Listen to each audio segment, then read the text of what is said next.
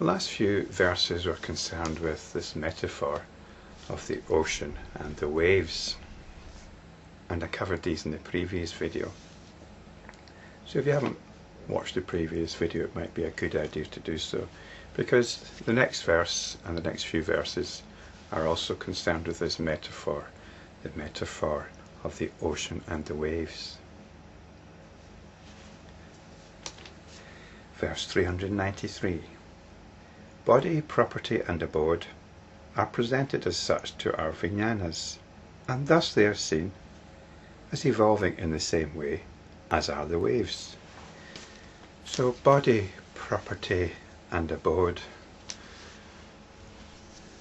these represent our everyday concerns of the body and of our health, of our property, what we own, of our home. They are the concerns of the unexamined life.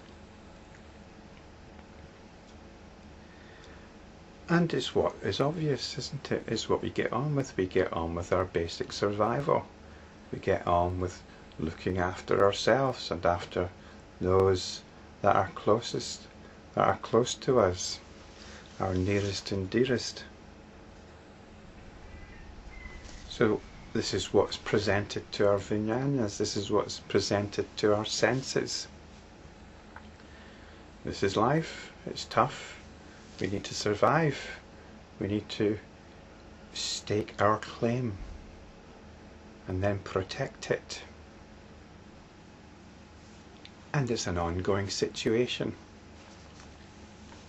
We could say it develops, although the word that Professor Suzuki seems fond of is evolves, in the same way as the waves on the ocean.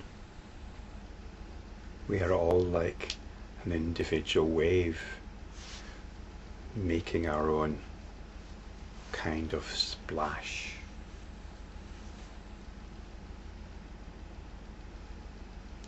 Until we dissipate on the shore. So this is the situation, isn't it? What else is there to it? And the metaphor of the ocean and the waves is telling us that, well, rather than focus on being a wave, realize your true nature as the ocean. In one of the previous verses, verse 391, the Buddha states that it's for the sake of the simple-minded that the chitta is said to be evolving as regards form. And I pointed out that the simple-minded here refers to those that take these teachings as something to come to terms with intellectually.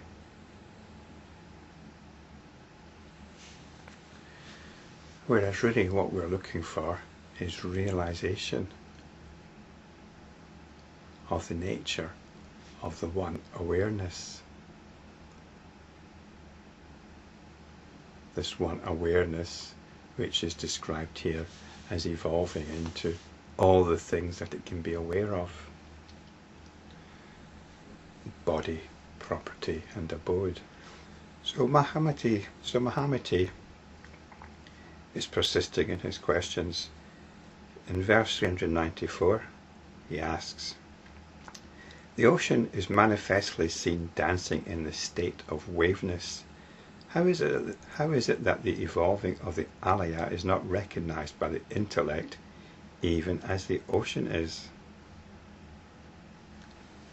So if this metaphor is correct, that there is only the one ocean, how come we don't obviously recognize this, just as we recognize everything else that's going on? Just as we recognize our body, our property, our home, and everything else. If there is this oneness, why is it not easily recognizable? Well, the point is, it isn't something that can be intellectually comprehended. It's that which actually does the comprehending. There tends to be an assumption quite apparent amongst modern thinkers that everything is subordinate to the intellect. If something cannot be comprehended intellectually, then its reality status is called into question somewhat. And this is obviously rather simple-minded, and what's referred to in the next verse as the discriminating intellect of the ignorant. So let's read verse 395.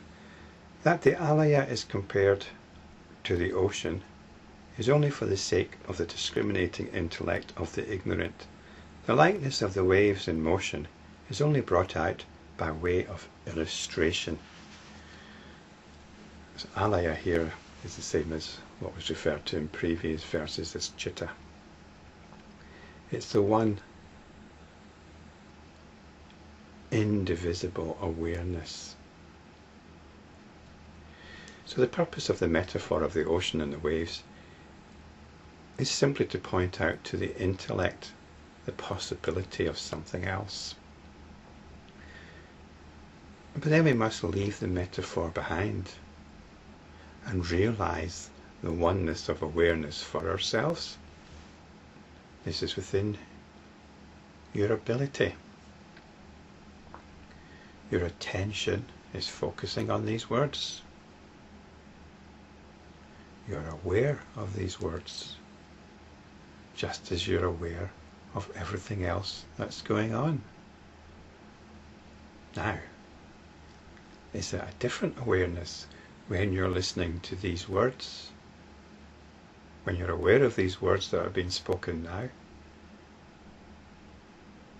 Is this a different awareness to when you're hearing the words of somebody else?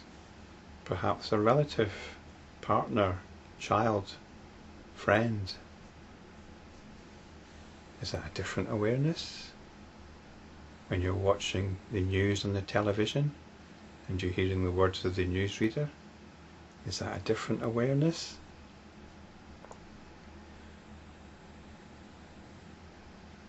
You might respond differently. You might have a different emotional response. But surely that comes after the awareness. And this awareness isn't simply aware of people speaking, it's aware of other sounds. The sound of the kettle boiling, the sound of your neighbour's washing machine. The object of awareness is different, but the awareness is the same. And these are all just sounds. What about awareness of sights, of feelings, tastes, smells?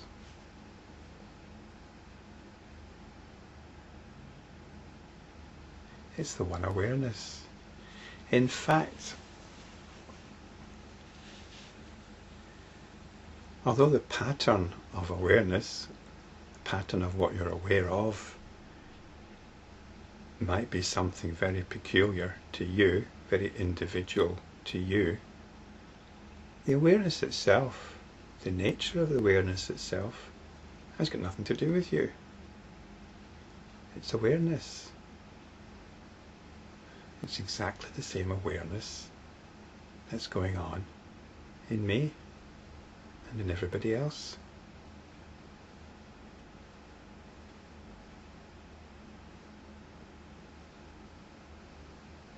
But never mind that. What we can practice is realizing the nature of the one awareness as it's manifesting in our own lives, in your life.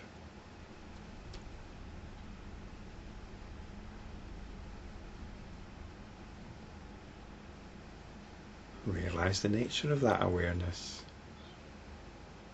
Realize that it's got nothing to do with you as an individual. It's colourless.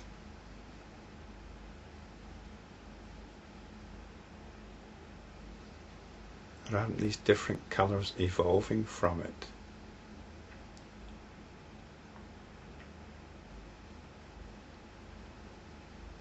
Without it, there wouldn't be anything, would there? There certainly wouldn't be you.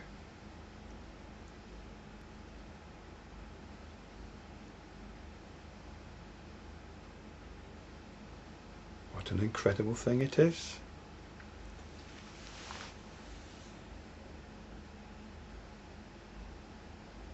This awareness is at the heart of everything.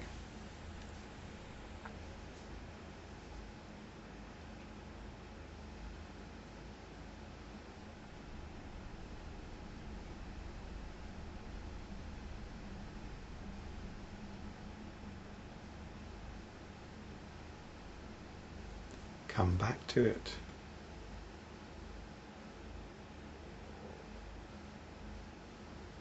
Rest in it. And be loving.